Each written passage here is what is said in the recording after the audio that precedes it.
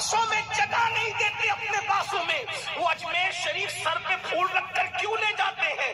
غریب نواز کی چوکھٹ پکار پکار کر کہہ رہی ہے تو بھی مسلمان ہے، میں بھی مسلمان ہوں، یہ تجھے بس کے بازو میں جگہ نہیں دیتا اور میرے پاس پھول لا کے پیش کرتا ہے، تجھ میں مجھ میں فرق کیا ہے؟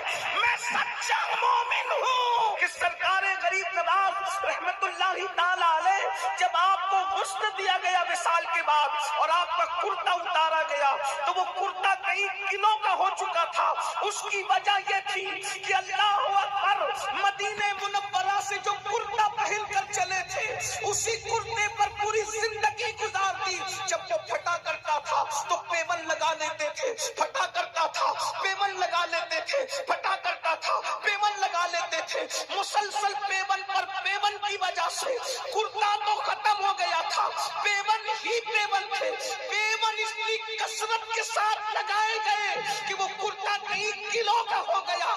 لیکن مجھے بتاؤ اللہ اکبر، زرق برق لباس پہننے والوں کا کوئی عرس نہیں مناتا، لیکن وہ مرد درویش جس نے ایک لباس پر پوری زندگی گزار دی، جب رجب کا چاند طلوع ہوتا ہے کوئی پوسٹر نہیں چھپتا، کوئی اعلان نہیں ہوتا، کوئی آواز دینے والا نہیں ہوتا، لیکن پورے ہندوستان سے نہیں صرف بلکہ پوری دنیا سے اس شام کے قافلے اجمیر معلیٰ روانہ ہونا شروع ہو جاتے ہیں۔ کیا سبق ملا؟ جنہوں نے دنیا کے لیے زندگی گزاری ان کی قبروں کا نشان بھی مٹ گیا، جنہوں نے آخرت کی تیاری کی زندگی ختم ہونے کے بعد بھی قدرت ان کے ڈنکے بجاتی نظر آئی۔ نعرہ تکبیر، نعرہ رسالت، فیضان غریب نواز، فیضان اولیاء اللہ، نعرہ حیدری۔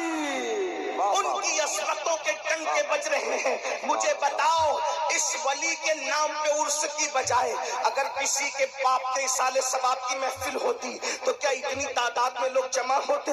اتنی سرد رات میں لوگ بیٹھتے؟ یہ کیا ہے؟ گویا کہ ہمیں خاموش پیغام مل رہا ہے۔ غفلت برتنے والے انسان، دولت کے نشے میں ڈوب کر خدا کو بھولنے والے انسان، حسن کے نشے میں ڈوب کر غرور اور تکبر میں ڈوبنے والے انسان، یاد رکھو اگر تم آخرت کو فراموش کر دو گے، اگر تم آخرت کی تیاری نہیں کرو گے، اگر تم دین پر عمل نہیں کرو گے تو تمہیں بھلا دیا جائے گا۔ زندگی میں بھی لوگ ذلیل کریں گے، زندگی میں بھی لوگ رسوا کریں گے۔ مجھے بتاؤ تو صحیح، آج مسلمان کہہ رہے ہیں، سب مسلمان کہہ رہے ہیں مولانا ہم ذلیل ہو رہے ہیں، ہم رسوا ہو رہے ہیں، ہم تباہ ہو رہے ہیں، ہم برباد ہو رہے ہیں۔ مجھے بتاؤ بستیوں سے اٹھنے والا دھواں، پوری دنیا کی بات کر رہا ہوں، کسی ایک ملک کی نہیں، کسی ایک ریاست کی نہیں، پوری دنیا کی بات، بستیوں سے اٹھنے والا دھواں، یتیم ہوتے ہوئے بچے، جوانی میں بیوہ ہونے والی خواتین، بے گور و کفن تڑپنے والی لاشیں۔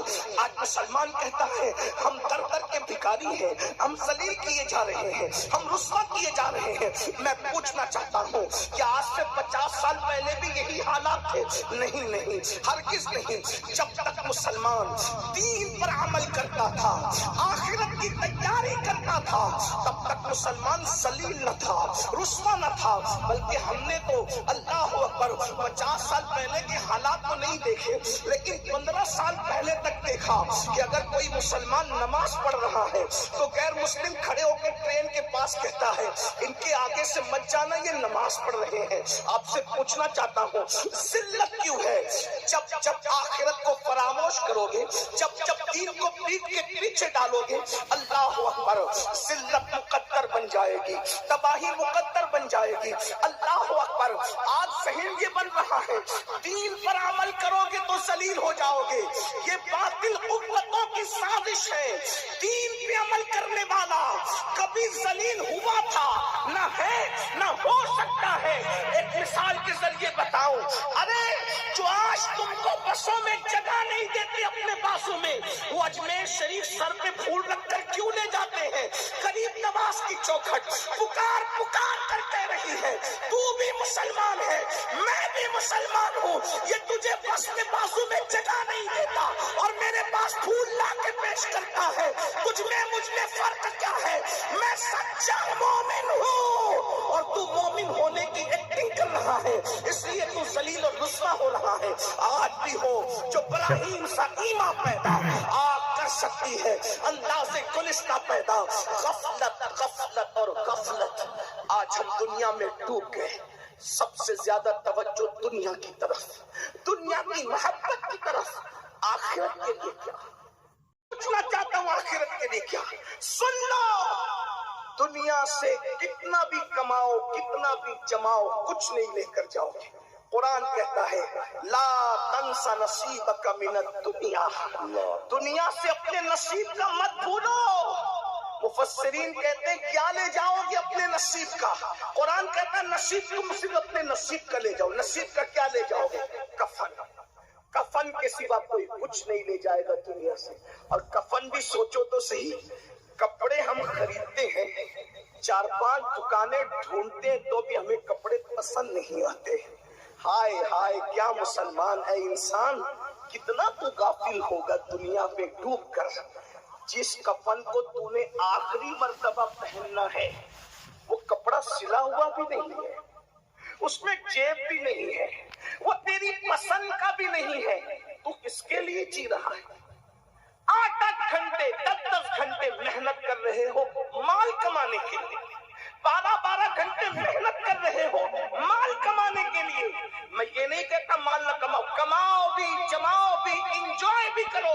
लेकिन एक सवाल आपसे करना चाहता हूँ, मुझे बताओ, माल कमाने के लिए दिल्ली तक जाते हो, माल कमाने के लिए मुंबई तक जाते हो, माल कमाने के लिए कलकत्ता तक जाते हो, दुबई और सऊदी तक अपना वतन छोड़कर जाते हो, मुझे इस पे एतराज नहीं है। लेकिन एक बात कहता हूँ, जो माल मर के घर में छोड़ के जाना है उसके लिए इतना लंबा सफर, और जो अमल कब्र में कफन में साथ ले जाना है उसके लिए घर से मस्जिद तक भी नहीं जाता। यही है, सही बोल जो नहीं ले जाना है उसके लिए शादी और जो ले जाना है खाली वीडियो बनाते हैं नमाज मेरी बात नहीं है, कुरान कह रहा है क्या अय्युहल्लज़ीना आमनू तक़ुल्लाह, ए ईमान वालों अल्लाह से डरो। वल तंजुर नफ्सुम मा क़द्दमत लिग़द, और क़यामत के दिन के लिए क्या भेज रहे हो, क्या रवाना कर रहे हो। गद कहते अरबी में आने वाले कल को। सोचिए तो सही कुरान का एजाज क्या है गुफ्तगू करने का। ये नहीं कहा कि क़यामत के लिए क्या भेज रहे हो, क्या कहा कल के लिए क्या भेज रहे हो। तवज्जो फरमाए, गद कल के लिए क्या भेज रहे हो। ये कल कौन सा है? आज जुमेरात का दिन गुजरा, कल जुमा है। तवज्जो है आपकी, न बोलो बाबा, न बोलो, सुन लो बाबा, सुन लो, खामोशी से आप ही सुने बाबा, आप ही बैठ जाए, सब बैठ जाए, कोई बात नहीं, बहुत अच्छे से सब सुन रहे, माशाअल्लाह। अल्लाह आप सब पे रहम करे। तवज्जो फरमाए, आज जुमेरात का दिन गुजरा, जुमेरात का सूरज गुरूब हुआ, कल जुमा है, सुबह सूरज निकलेगा। लेकिन कल हमारी जिंदगी में जुमा आएगा इसकी कोई गारंटी नहीं। जो यौमुल गद है यानी कल का दिन आएगा, कोई गारंटी नहीं है। हो सकता है कि सूरज निकलने से पहले किसी का इंतकाल हो सकता है।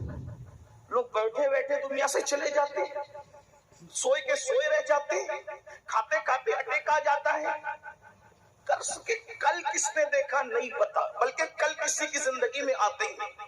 लेकिन कुरान कह रहा है यौमुल क़द्र, क़यामत के दिन के लिए तुमने क्या रवाना किया, उसकी तैयारी क्या की, क्या तैयारी की। क्योंकि कल का दिन आना जितना यकीनी है तुम्हारी जिंदगी में, उसकी गारंटी है या नहीं है ये तुम जानो। लेकिन क़यामत का दिन जरूर आएगा, उसमें कोई शक नहीं है, और वो सबके लिए आएगा। और वो दिन कैसा दिन है, कुरान कहता है वल तंजुर नफ्सुम मा क़द्दमत लिग़द वत्तक़ु کہا جا رہا ہے اللہ سے ڈرو، پھر کہا جا رہا ہے اللہ سے ڈرو، ان اللہ خبیر بما تعملون، کہ بے شک اللہ تمہارے اعمال کی خبر رکھتا ہے۔ کیا بھیج رہے ہیں؟ آخرت کے لیے کیا بھیج رہے ہو؟ کوئی آخرت کی فکر ہے ہمارے پاس؟ میں ایک مختصر آپ کے سامنے آخرت کے بارے میں ایک مطالعہ پیش کروں آپ کے سامنے۔ آج ہماری قوم بے باک ہے۔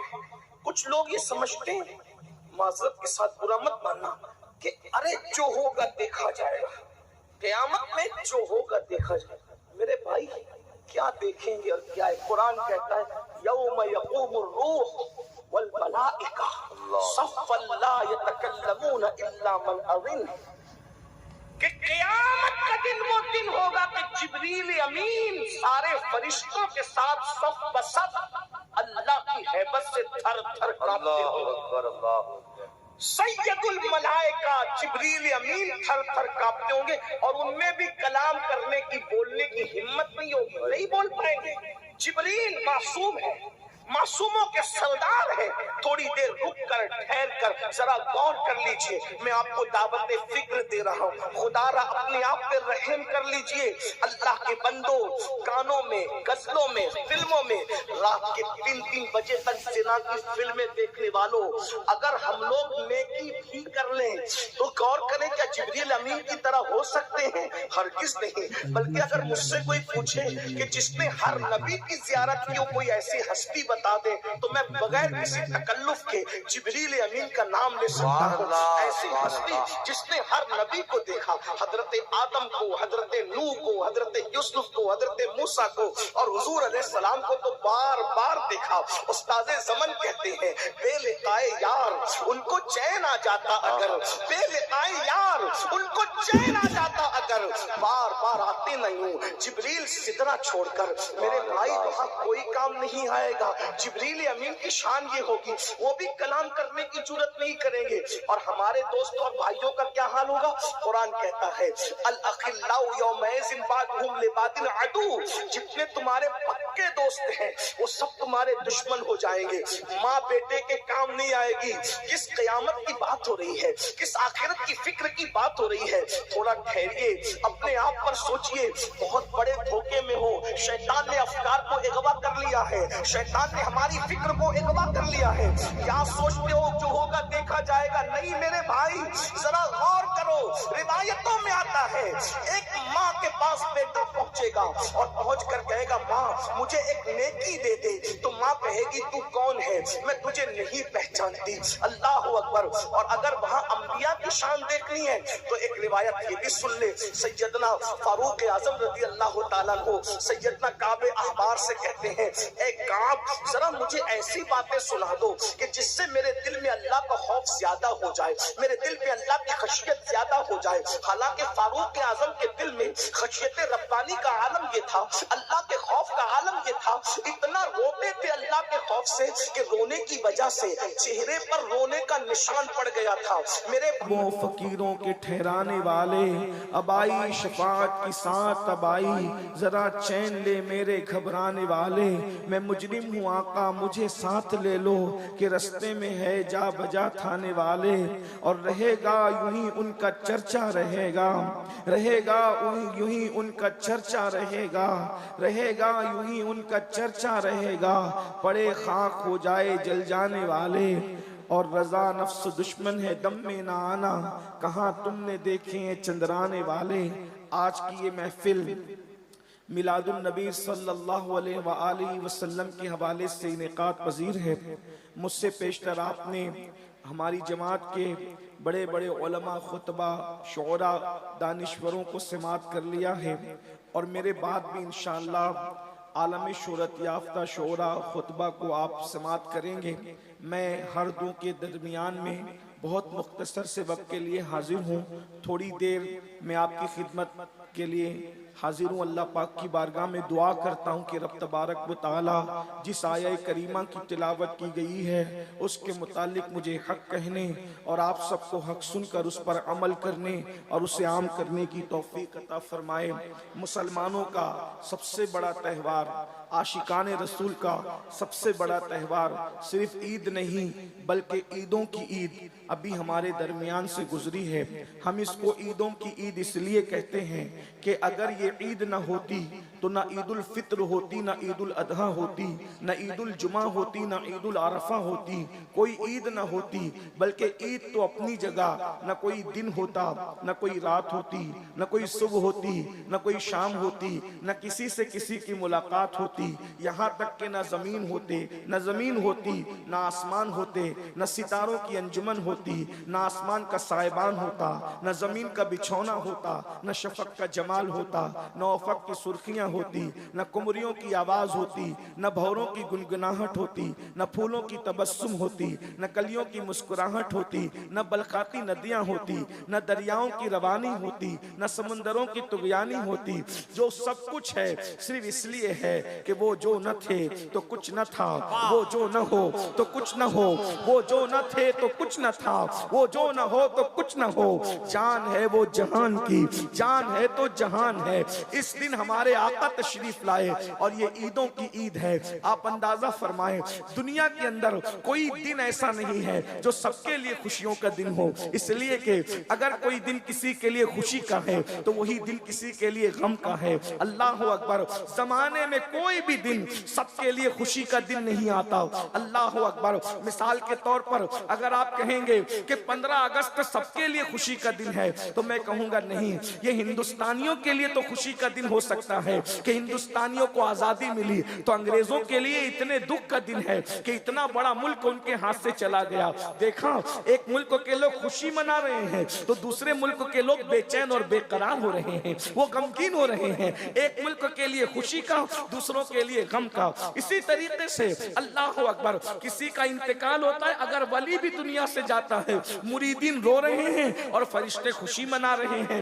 مریدین اس لیے رو رہے ہیں کہ اللہ اکبر، فرش سے ماتم اٹھے وہ طیب و طاہر گیا اور عرش پر دھومے مچے، عرش پر دھومے مچے وہ مومن صالح ملا، فرش سے ماتم اٹھے وہ طیب و طاہر گیا۔ دیکھ رہے ہیں فرشتے خوش ہو رہے ہیں اور انسان رو رہے ہیں۔ اللہ اکبر، اسی طریقے سے آپ قیاس کر سکتے ہیں، جو دن مزدوروں کے لیے خوشی کا دن ہوگا وہ دن مالداروں کے لیے غم کا دن ہوگا۔ اگر مزدوروں کی بات مان کر کے تنخواہ بڑھا دی گئی ہے تو بولو سیٹھوں کا نقصان ہوگا کہ نہیں ہوگا؟ وہ خوشی منا رہے ہیں ہم کامیاب ہو گئے، یہ غمگین ہو رہے ہیں ہماری جیب کٹ رہی ہے۔ اسی طریقے سے آپ دیکھتے چلے جائیں، اللہ اکبر۔ لیکن کائنات میں ایک دن ایسا بھی آتا ہے جو مالداروں کے لیے بھی خوشی کا ہے اور غریبوں کے لیے بھی خوشی کا ہے۔ ایک دن ایسا بھی آتا ہے جو زمین والوں کے لیے بھی خوشی کا ہے اور آسمان والوں کے لیے بھی خوشی کا ہے۔ ایک دن ایسا آتا ہے جو مسلمانوں کے لیے بھی خوشی کا ہے اور غیر مسلموں کے لیے بھی خوشی کا ہے۔ اللہ اکبر، ایک دن ایسا آتا ہے جو فرشیوں کے لیے بھی خوشی کا ہے، عرشیوں کے لیے بھی خوشی کا ہے۔ وہ دن کون سا ہے؟ وہ دن صرف اور صرف میلاد النبی کا دن ہے، مصطفیٰ جان رحمت کی آمد کا دن ہے۔ آپ کہیں گے وہ کیوں؟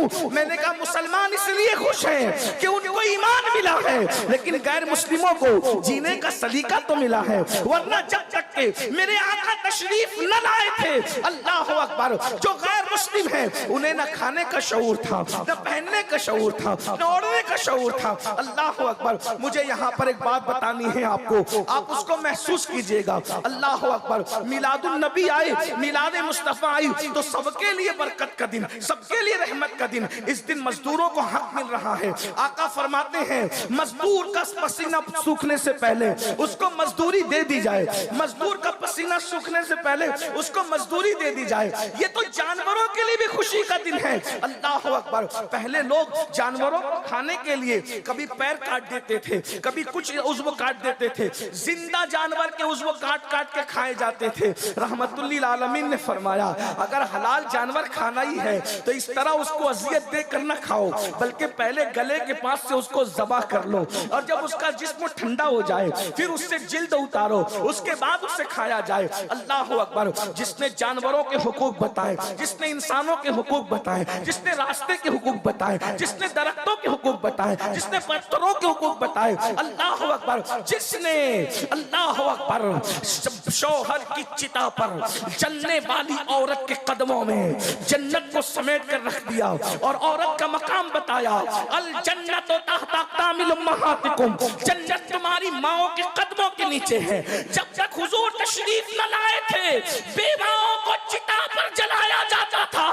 آمنہ کے لال ایک بیوہ خاتون کی گود میں تشریف لا کر کے دنیا کو بتاتے ہیں, ارے اگر بیوہ منحوس ہوتی تو نبی کی ماں بیوہ کیوں ہوتی؟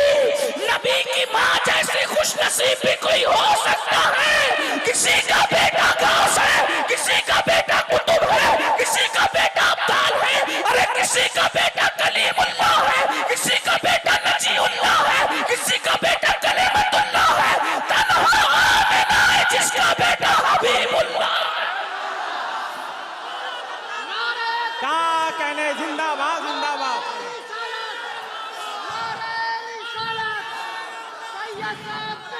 ارے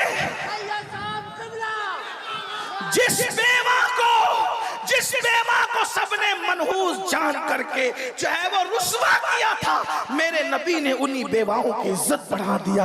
بیوہ ماں کی گود میں تشریف لا کے بتایا. اتنی برکت والا رسول جب بیوہ ماں کی گود میں آتا ہے تو بیوہ منحوس نہیں ہو سکتی. اس کا قصور کیا ہے؟ ادھر ماں کو بیوہ ماں کی عزت بڑھائی اور ادھر 2 مرتبہ بیوہ ہونے والی خدیجۃ الکبریٰ کو سہاگن بنا کر ام المومنین بنا دیا, تمام مومنوں کی ماں بنا دیا. دیکھو تو صحیح. اور حضور کے آنے کا سب سے پہلے فائدہ کس کو ملا؟ عورت کو ملا. اور بھی کون سی عورت؟ آزاد عورت نہیں. آزاد عورت سے بھی زیادہ گرا ہوا درجہ جو ہے وہ کنیز عورت کا تھا. لیکن حضور جیسے دنیا میں تشریف لائے, کنیز دوڑی دوڑی گئی اور ابو لہب سے کہا, ابو لہب مبارک ہو, تیرے گھر بھتیجا آیا ہے, تیرے بھائی عبداللہ کے یہاں بیٹا آیا ہے. ایسے ہی ابو لہب نے انگلی کا اشارہ کر کے کہا, جا میں نے بھتیجے کی خوشی میں تجھے آزاد کر دیا. گویا کہ نبی آ کے بتا رہے ہیں, اب میں آ گیا ہوں, عورتوں کو آزاد کرانے کے لیے آیا ہوں, عورتوں کو آزادی دینے کے لیے. آقا کی آمد کا سب سے پہلا فائدہ عورتوں کو ملا. آج لوگ عورتوں کے حقوق کی بڑی بات کرتے. مجھے یہاں پر حضور کی میلاد کی بات کرنے, جشن میلاد. حضور آئے, انقلاب آیا. پہلے میں آپ کے سامنے کچھ باتیں پڑھنا چاہتا ہوں. آیت مبارکہ جو پڑھی ہے اس پہ گفتگو کرنے سے پہلے تمہید کے طور پہ اگر تھوڑی دیر مجھے آنے والے شورا اور خطبہ کا خیال ہے, وہ میرے بعد میری ہی طرح وہ مہمان ہیں, لیکن چونکہ میں پہلے اس لیے بول لیتا ہوں کہ میری گفتگو جو ہے چونکہ بڑی خشک ہوتی ہے اور رات جب ڈھل جاتی ہے تو میری گفتگو آپ کے کوئی فائدے کی نہیں رہ جاتی. اس لیے میں چاہتا ہوں کہ میں اپنے وقت پہ گفتگو کر لوں. ویسے انشاءاللہ تعالی اللہ جب تک توفیق دے گا گفتگو کے بعد میں بیٹھا رہوں گا, میں جاؤں گا نہیں انشاءاللہ, اللہ کی توفیق کے مطابق بیٹھا رہوں. لیکن آپ کی توجہ چاہتا ہوں, اب تھوڑی دیر بہت غور سے میلاد کا فلسفہ, جو لوگ کہتے ہیں نا کہ میلاد سے کیا ہوا, میں آپ کے سامنے رکھنا چاہتا ہوں کہ میلاد صرف سنیوں کا تہوار نہیں ہے, یہ عالمی تہوار ہے, آفاقی تہوار ہے اور پوری کائنات کا تہوار ہے.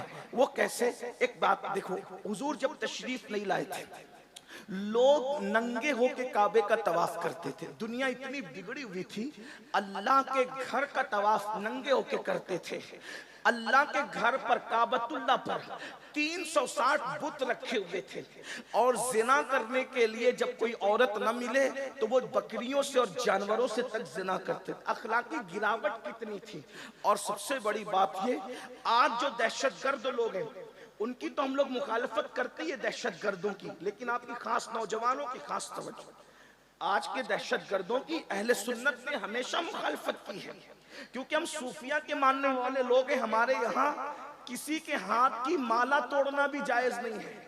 تو جب ہاتھ کی مالا توڑنا بھی جائز نہیں ہے, ارے مالا ٹوٹتی ہے تو موتی بکھرتے ہیں. آپ کی اگر توجہ میری طرف ہے تو ادھر سنیں, بھیا بات نہیں کریں, توجہ اس طرح. وہ حضور کا ذکر ہو رہا ہے, کوئی کسی کا ذکر نہ کرے, بس اب یار کا ذکر ہوگا بس, اور کسی کا ذکر نہیں. توجہ فرمائے, مالا ٹوٹتی ہے تو موتی بکھرتے ہیں, لیکن جب سر کسی کا الگ کیا جاتا ہے تو اس کا پورا خاندان بکھرتا ہے نا. تو ہمارے یہاں جب مالا توڑنے کی کسی کے ہاتھ کی اجازت نہیں ہے تو پھر کسی کا سر کاٹنے کی اجازت کیسے ہو سکتی ہے؟ جس مذہب میں وضو کرتے وقت پانی ضائع کرنے کی اجازت نہیں ہے، جبکہ ہمارے یہاں وضو عبادت ہے، تو جب عبادت کے نام پر پانی ضائع کرنا حرام ہے تو بغیر عبادت کے کسی کے خون کو ضائع کرنے کی اسلام اجازت کیسے دے سکتا ہے؟ ہمارا مذہب امن کا مذہب ہے، شانتی کا مذہب ہے، سکون کا مذہب ہے، دہشت گردی کی ہمارے یہاں اجازت نہیں۔ ہمارے یہاں تو اللہ اکبر اتنا بھی احتیاط ہے، اگر کوئی سو رہا ہو تو اتنی زور سے سلام مت کرو کہ اس کی نیند میں خلل آئے۔ ہمارے یہاں سونے والے کو اس کی نیند کا خیال ہے، نیند کا خیال، تو جب لوگوں کی نیند کا خیال ہے تو لوگوں کی زندگی کا کتنا خیال ہوگا، لوگوں کے خاندان کا کتنا خیال ہوگا، لوگوں کی خوشیوں کا کتنا خیال ہوگا، لوگوں کے ارمانوں کا کتنا خیال ہوگا۔ لیکن لوگوں نے دین سمجھا نہیں، اسلام سمجھا نہیں، اسلام کے خلاف بکواس کرتے رہتے۔ لیکن ہماری ذمہ داری ہے کہ ہم اپنی ذمہ داری پوری کریں۔ تو ہم صوفیہ کے ماننے والے دہشت گردی کی اور دہشت گردوں کی مخالفت ہم نے ہمیشہ کی ہے۔ لیکن ایک بات میں آپ کے سامنے رکھنا چاہتا ہوں، رسول اللہ کی آمد کے بعد دنیا میں جتنے بھی دہشت گرد بعد میں پیدا ہوئے وہ لوگ چھوٹے درجے کے دہشت گرد ہیں۔ اور سیدہ کائنات فاطمۃ الزہرا کا نور نظر امام عالی مقام سید الشہداء امام حسین رضی اللہ تعالیٰ عنہ جب میدان کربلا میں لاشوں کو اٹھاتے تھے، کتنی لاشیں اٹھائی، کبھی بیٹے کی، کبھی بھتیجے کی، کبھی بھانجے کی، کبھی بھائیوں کی، کبھی عزیزوں کی۔ میاں ہم اپنے گھر سے نکلنے والے ایک جنازے کو اٹھاتے ہیں تو 8 دن تک ہمارے اندر سے ہوش نکل جائے۔ کوئی اپنے بچے کو اپنے ہاتھوں سے دفن کر کے دیکھے، پھر کیفیت پتہ چلتی۔ امام حسین نے ایک نہیں اپنے لاڈلوں کی لاشیں اس طرح سمیٹی ہیں۔ ان کے جوان بیٹے علی اکبر کو جب شہید کر کے گھوڑے دوڑائے گئے تھے جسم کے اوپر سے، ٹکڑے الگ ہو چکے تھے، اس کو سمیٹتے ہوئے کون بیٹھا ہے؟ رسول اللہ کا نواسا۔ اور 6 ماہ کے بچے کو ہاتھ کے اندر ظالموں نے تیر سے ایسا مارا تھا کہ حلقوم پہ چلا گیا۔ اور 6 ماہ کے علی اصغر کا خون جب امام حسین کے چہرے پر اچھل جاتا ہو، کسی باپ کے ہاتھ میں بیٹا وفات کر جائے اور پھر وہ لے کر کے خیمے میں آئے اور ادھر سے بلکتی ہوئی ماؤں کو اور بہنوں کو بھی دیکھے، ان میں بھی صبر کی تلقین دے۔ کبھی کبھار میں سوچتا ہوں اللہ یہ کیسے امتحانات سے گزرا تھا فاطمہ کا لال، کیسے امتحانات سے، بھوک اور پیاس کی شدت الگ، یہ جانوں کی شدت، جانوں کے جانے کا غم الگ، عزیزوں کی لاشوں کو اٹھانے کا بوجھ الگ، پھر اس پر 22,000 کا لشکر جرار سامنے، اس کا خوف لوگوں کے اوپر ڈالا جا رہا ہے۔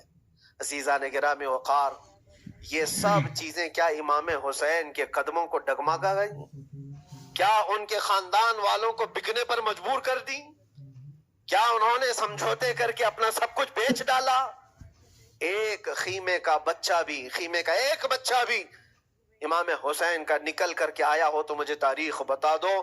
بلکہ تاریخ تو آج یہ کہتی ہے، سرداد نہ داد دست در دست یزید، حقا کے بنا لا الہ است حسین، سر دے دیا مگر ہاتھ یزید کے ہاتھ میں نہیں دیا۔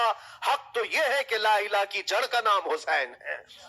آج وہ امتحان قیامت تک کی تمہارے ساتھ ہوتا رہے گا، قیامت تک تمہارے ساتھ یہ آزمائش ہوتی رہے گی، کبھی بھوک سے، کبھی ڈر سے، کبھی جانوں کے نقصان سے، لیکن پھر تمہیں دیکھا جائے گا تم بکتے کتنے ہو، نکلتے کتنے ہو، ہواؤں کے پجاری کتنے ہیں، خواہشات نفس کو ماننے والے کتنے ہیں، اپنے کمفرٹ زون میں جینے کے لیے ایمان کا سودا کرنے والے لوگ کتنے ہیں۔ یہ آزمائش ہوتی رہے گی میرے عزیزوں۔ ایمان اس کا نام نہیں ہے کہ تم گھر میں آرام سے بیٹھے رہو گے اور کوئی امتحان نہیں ہوگا، امتحان تو ہوگا، آزمائش تو ہوگی۔ آج جو بھی حالات ہیں اس پر میں یہی کہوں گا، ایک بات ہو سکتا ہے کروڑوں مسلمانوں کے دلوں میں آج یہ نروس پن آئے، اتنے برے حالات ہوتے ہیں، اللہ ہمارے ساتھ ہے یا نہیں؟ اللہ ہمارے ساتھ ہے یا نہیں؟ ایمان ہمارا صحیح ہے یا نہیں؟ اسلام صحیح ہے یا نہیں؟ یہ شک بھی شیطان تمہارے دل میں ڈالتا ہے۔ کبھی تمہارے اوپر مصیبتوں کے پہاڑ ٹوٹ جائیں تو شک ڈالتا ہے شیطان تاکہ تمہارا ایمان ڈگمگا جائے۔ میرے عزیزو، مسلمان ہونے کا مطلب یہ نہیں ہے کہ تم صرف محلات میں جیو گے اور تخت و تاج کے مالک ہی رہو گے، ایسا نہیں ہے۔ ایمان والوں کو احد میں 70 جانیں بھی دینی پڑی ہے. بدر میں ان کے ساتھ جو معاملات ہوئے ہیں، فتح اگرچہ بدر میں ہوئی لیکن جنگ احد کا اگر منظر دیکھو گے، اللہ اکبر. وہ رسول پاک صلی اللہ تعالی علیہ وسلم کے شہدائی صحابہ جب احد کے میدان میں کھڑے تھے، 70 صحابہ کی ایسے جانیں گئی ہیں. اگر میں تفصیل بتاؤں تو بہت لمبا وقت ہوگا. ایک صحابی ہیں حضرت انس بن نزیر، پورے جسم میں ایک انگلی کے علاوہ کچھ نہیں ملا، کچھ نہیں ملا. شہادت کی ایک انگلی سے ان کو پہچانا گیا. حضرت سعد بن ربیع، یہ ایسے صحابی ہیں جن کا پیٹ پورا پھاڑ دیا گیا تھا اور 12 نیزے مارے گئے تھے. وہ سید الشہداء امیر حمزہ بھی تو اسی احد کے میدان میں شہید ہوئے، جن کو بھالے سے مارا گیا اور چیر کر کے ان کا کلیجہ چبایا گیا تھا. عبداللہ بن جہش اسی میدان میں انتقال کیے ہیں، جن کے جسم کے 80 ٹکڑے کر دیے گئے تھے اور ہر ٹکڑے کا ہار بنا کر ظالموں نے پہنا تھا، ہار بنا لیا تھا جسموں کے. یہ سارے منظر احد کے میدان میں ہوئے. اور کون سے ایمان والے؟ وہ رسول اللہ کی اقتداء میں نماز پڑھنے والے، حضور پاک کے چہرے انور کو دیکھنے والے. جب ان کے ساتھ یہ آزمائشیں ہو سکتی ہیں تو ہم کون سی گاجر مولی ہیں؟ ہمارے ساتھ بھی آزمائشیں ہوں گی. جس کا جیسا ایمان ہوگا ویسا وہ امتحان بھی دے گا، اسی امتحان سے وہ گزارا جائے گا. مگر میں آج کروڑوں مسلمانوں کے دلوں کے بارے میں یہ بات کہنا چاہتا ہوں کہ اگر نروس پن ہے کہ یہ حالات ایسے کیوں ہیں، حالات ہر زمانے میں ہوتے رہیں گے. ستیزہ کار رہا ہے ازل سے تا امروز، شرار ابو لہبی سے چراغ مصطفی. ہماری تاریخ ہے، یہ تاریخ ہے میرے عزیزوں. اللہ تعالیٰ قرآن میں فرماتا ہے تِلْكَ الْأَيَّامُ نُدَاوِلُهَا بَيْنَ النَّاسِ، یہ دن ہیں جو ہم لوگوں کے درمیان پلٹتے رہتے ہیں. کبھی تم بادشاہ بنو گے، کبھی فقیر بن جاؤ گے. اور آج جو تخت پر ہے ہو سکتا ہے وہ کل ڈگر ڈگر گھوم رہے ہوں. آج جن کو طاقت کا نشہ ہے ہو سکتا ہے وہ بھیک مانگنے پر بھی مجبور ہو جائے. لیکن ایک بات یاد رکھنا، نروس پن اپنے دل میں آنے نہ پائے. ان حالات سے دیکھ کر کے گھبرا نہ جانا. ایمان تمہارا سچا ہے، اللہ کل بھی تمہارے ساتھ، آج بھی تمہارے ساتھ. بس تمہاری عبادت میں فرق آنے نہ پائے، تمہارے سجدوں میں کمی ہونے نہ پائے، تمہارے ایمان میں تزلزل آنے نہ پائے. اللہ ایک ہے تو ایک ہے، اللہ سچا ہے تو سچا ہے. میں نے اللہ کو نہیں دیکھا لیکن اللہ پر ایمان ضرور ہے. یہ یقین اور یہ عقیدہ تمہارا مضبوط رہے. ہاں ہمیں معلوم ہے، کچھ لوگ ہم سے پوچھتے بھی ہیں، اللہ تبارک و تعالیٰ پوری کائنات کا مالک، جس نے ہر چیز پیدا کیا اور اس کی عبادت کرنے والے ہو آپ، لیکن پھر اسی اللہ رب العزت کی یہ مسجدیں کیوں ڈھائی گئی؟ کیوں مسجدوں کو ختم کیا جا رہا ہے؟ اللہ کے ذکر کو روکنے کے لیے طاقتیں پوری مسجدوں کو ڈھانے کی کیوں بات کرتی ہیں؟ پھر اللہ کچھ کیوں نہیں فرماتا؟ میرے عزیزوں، یہ کائنات ہے جس کو اللہ نے اسباب پر بنا کر بھیجا ہے اور تمہیں عمل کے لیے بھیجا گیا ہے. تمہارا عمل دیکھنا ہے، تم کتنے پابند ہو، تم کتنے اپنی حفاظت کرتے ہو، تمہارے ایمان کی، تمہاری عبادتوں کی، تمہاری مسجدوں کی. تم مسجدیں خالی کر کے گھوم رہے ہو، فجر کی نماز میں اپنے گھروں پر سوئے ہو اور پھر اللہ کے گھروں کی حفاظت کی بات کر رہے ہو کہ مسجدیں ڈھائی جا رہی ہیں، مسجدوں پر آکرمن ہوتا ہے. یہ ساری باتیں کیوں؟ تم جب ان صفوں کو خالی کر دو گے، یہ مسجدیں چیخ چیخ کر پکارتی ہیں اللہ کی بارگاہ میں. پل بھر میں بنا لی، شب بھر میں بنا لی مسجد تو ایمان کی حرارت والوں نے. من اپنا پرانا پاپی تھا، بچپن سے نمازی بن نہ سکے. مسجدیں بڑی بڑی شاندار بنا لینا اور اس کو آباد نہ کرنا، یہ بھی تو ظلم ہے. آپ ان مسجدوں کی حفاظت کی جو بات کر رہے ہیں، ان مسجدوں کی حفاظت صرف کمیٹیاں بنانے سے نہیں ہوتی، نمازوں سے ہوتی ہے، اس کے اندر تلاوت قرآن سے ہوتی ہے. عزیزان گرامی، اور پھر یہ بات ان ظالموں کے لیے کہ اگر وہ ہاتھ لگا کر مسجدوں کو اٹھانا پھینکنا اس کو اپنی طاقت کا ذریعہ سمجھتے ہیں تو سمجھ لو تھوڑے دن کی بات ہے. اگر اسی کا نام طاقت ہے کہ عبادت گاہوں کو مسمار کر کے طاقت کے تخت کو بٹھایا جائے، تو یاد رکھنا بڑھتے بڑھتے بڑھتے تمہارا نشہ کہیں تمہیں فرعون نہ بنا دے. اور اگر فرعون بن گئے تو انتظار کرو، اللہ تعالیٰ بڑے بڑے فرعونوں کو صرف پانی سے ہلاک کرتا ہے، بہت بڑے بڑے نمرودوں کو اللہ تعالیٰ مچھر سے ہلاک کرتا ہے۔ وہ ابرہہ بھی تو آیا تھا جو کعبہ ڈھانے کے لیے آیا تھا، ہاتھیوں کا لشکر لے کر آیا تھا، جس کا ذکر قرآن پاک میں الم تر کیف فعل ربک باصحاب الفیل، اے محبوب کیا آپ نے نہیں دیکھا ہاتھی والوں کے ساتھ اللہ نے کیا معاملہ کیا؟ پورا ہاتھیوں کی فوج لے کر آیا تھا کعبے کو ڈھانے کے لیے۔ ہوا کیا؟ کعبہ کو ڈھانے کے لیے اتنی خطرناک فوج تھی اور مکہ والوں میں لڑنے کی اتنی طاقت نہیں تھی۔ اللہ کریم نے ابابیل چڑیوں کی ایک فوج کو بھیجا، ہاتھی کہاں اور چڑیا کہاں؟ کوئی مقابلہ ہوتا ہے؟ کوئی مقابلہ ہے؟ تصور میں نہیں آتا، لیکن رب تبارک و تعالیٰ کا ایک دستور ہے، بڑی بڑی طاقتوں کو چھوٹی طاقتوں سے ہلاک کرتا ہے۔ چھوٹی چھوٹی سی چڑیاں ایک ہاتھ میں تمہارے آ جائیں، ایک چونچ میں اور دو پاؤں میں کنکریاں لے کر آتی تھی، اوپر سے صرف وہ کنکریاں گراتی، ہاتھیوں کے پیٹ پھٹ جاتے اور آگ لگ جاتی تھی۔ اللہ تبارک و تعالیٰ کی طاقت کا یہ مشاہدہ، قوت کا ایک ہلکا سا اظہار جو مکہ کی ان وادیوں میں ہوا منا، اور اللہ تعالیٰ فرماتا فَجَعَلَهُمْ كَعَصْفٍ مَأْكُولٍ، اللہ نے ان کو ایسا کر دیا جیسے کھائی ہوئی مرغی ہوتی ہے، نوچ نوچ کر کے کھا کر چھوڑی ہوئی مرغی ہو، پوری فوج کی حالت ایسی ہو گئی تھی۔ کعبہ مکرمہ کو ڈھانے کے لیے آئے، تب اللہ تبارک و تعالیٰ ظالموں کو کس طرح سے نیست و نابود فرمایا۔ ہمیں یقین ہے میرے عزیزوں، اللہ تبارک و تعالیٰ وہ ابابیل بھیجنے والا مولا آج بھی زندہ اور ہمیشہ زندہ رہے گا۔ وہ حی اور قیوم ہے، ہمیشہ سے زندہ ہے اور ہمیشہ زندہ رہے گا، لیکن تمہارا امتحان ہوتا رہے گا، تمہارا امتحان ہوتا رہے گا۔